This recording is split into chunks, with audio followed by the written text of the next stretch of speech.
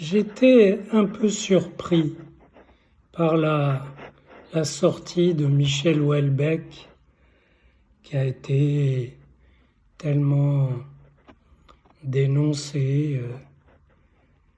Il aurait dit que tout ce que demandent les Français, c'est que les musulmans ou des musulmans ne les agressent pas et ne les volent pas. Et moi, j'y ai plutôt perçu une pointe de mépris pour les Français, enfin dits de souche, incluant donc aussi des musulmans qui ont fait souche, à savoir que tout ce qu'ils demandent, ces braves gens, c'est qu'on ne les attaque pas au portefeuille et au corps.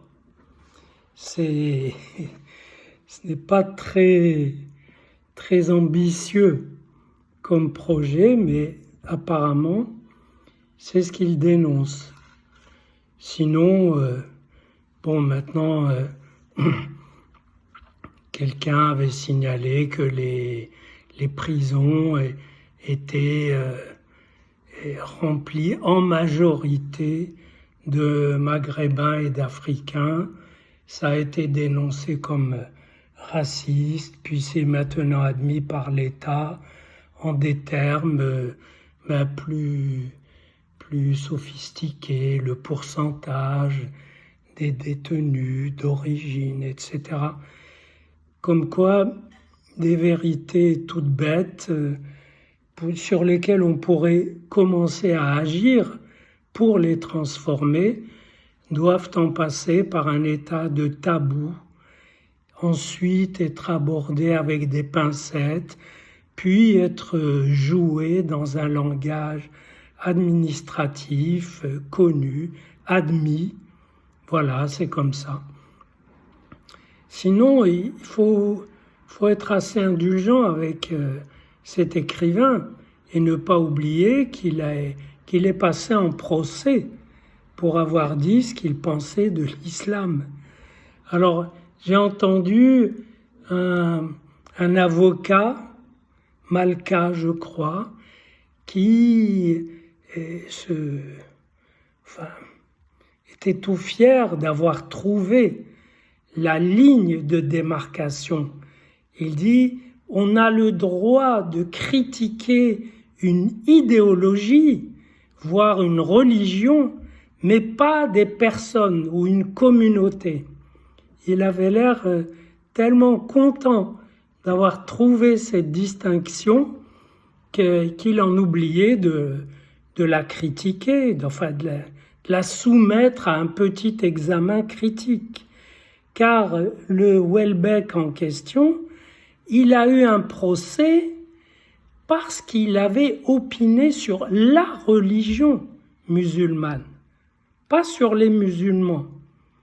Et les musulmans, des musulmans, forcément, se sont sentis atteints puisqu'on portait atteinte à leurs croyances.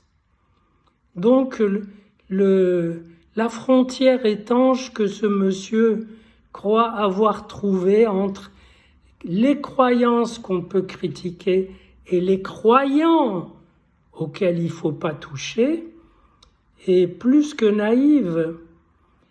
Et il est tellement évident que les croyances sont incarnées par des croyants qui les défendent comme leur être même, puisque c'est leur